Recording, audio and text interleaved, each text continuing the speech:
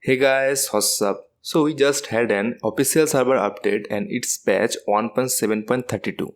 This is an official server update, which means it's now implemented on all servers.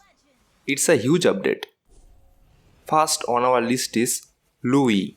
Her ultimate has now a bigger range. Her level 1 ultimate is now equivalent to her old level 3 ultimate. And her current level 3 ultimate is now able to teleport you from base to the Lord. Now you can surprise the enemy from behind and also able to catch up with your Dragon Boy. Next is the nerf on Gusion.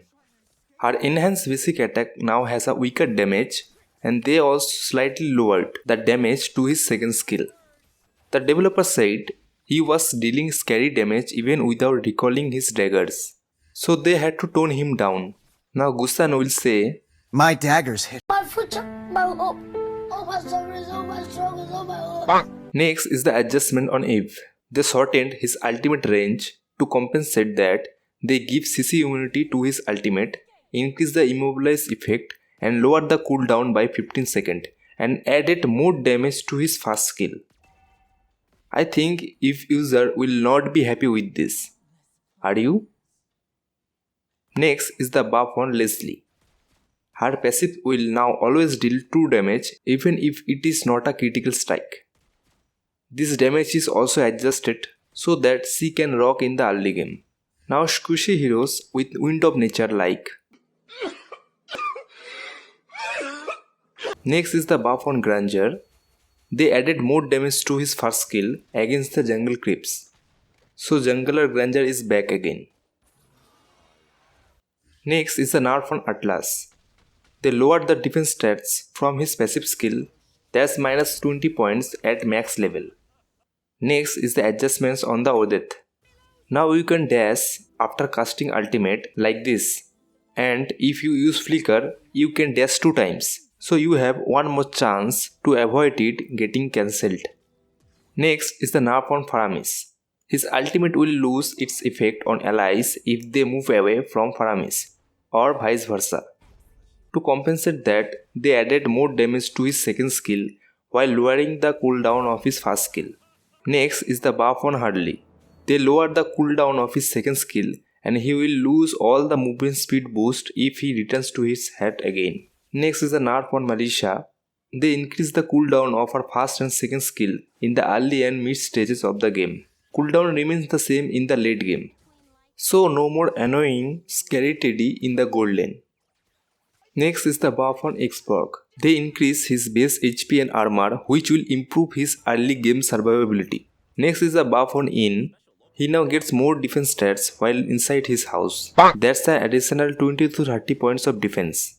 Next is the buff on Ghatotkaka. The dash distance of his second skill is now increased and they also shortened the charging time to reach the maximum dash distance. Next is the buff on Allies. Jungle creeps will now drop blood orbs and her ultimate now has fewer mana requirements in the early stages of the game. Next is the buff on Alus. The developer wanted to improve his tanking capability, so they improved his base damage that will allow him to use more defense items. His enhanced basic attacks now have base damage, which makes him better in the early game. His stacks will now increase automatically after dealing damage to an enemy. Skill 1 damage is removed, making it a buff skill that gives movement speed and damage reduction. Skill 2 now has a longer cooldown, but with a faster attack speed and stronger heal. Next is the buff on Vexana. The developers think she is too weak without her internal guard, so they will adjust the skill of her ultimate. Now it has a shorter cooldown in the mid and the late stage of the game. Next is the buff on Carmilla. Her ultimate will now affect a large area like this. Enemies inside will be linked to shared damage and crowd control effects. The linked damage ratio is lowered while the CC duration will be shared fully with the linked enemies. Next is the buff on Lapu Lapu. The cooldown of his second skill is now shorter in the early game and his ultimate skill defense buff is improved by 20 points on all levels.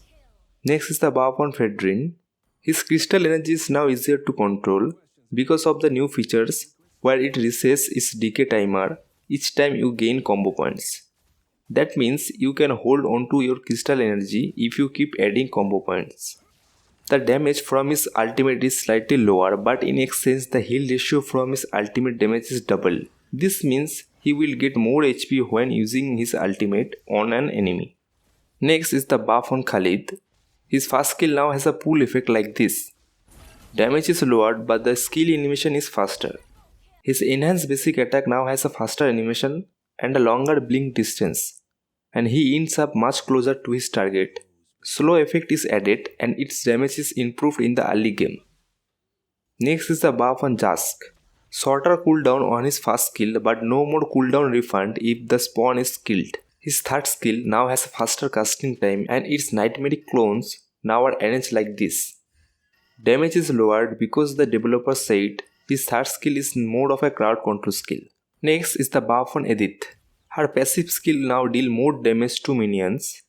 They also improve the magic power and defense ratio of her ultimate. This means more damage for Edith when building defense item. Next is Minataur. His rage will no longer decay over time. His ultimate will now slow on the first two storms and then knock up on the last one. This skill now has a crowd control immunity, which means you cannot cancel it unless you are using suppression. They also added a knock-up effect on his first skill. To compensate that, he will get fewer rage points while charging, and his second skill will no longer giving rage points. Next is Kaja. All his skill will now have a new paralyze effect. What it does is lower the enemy's damage, that is 8% for each stack, up to 4 stacks, and enemies are also slowed for a short time. The developer said it's supposed to strengthen the support he can offer to his team. His first skill now has a heal effect for every enemy that is hit, and it even works on minions. In exchange, the damage of his second and ultimate skill is lowered. Next is Beatrix. Lower mana cost on his second skill. Next is Florin. They adjusted the equipment she can give to her teammate.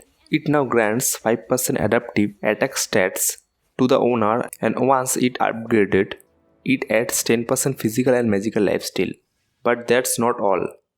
The ally using her equipment will now receive shield when healed by Florin.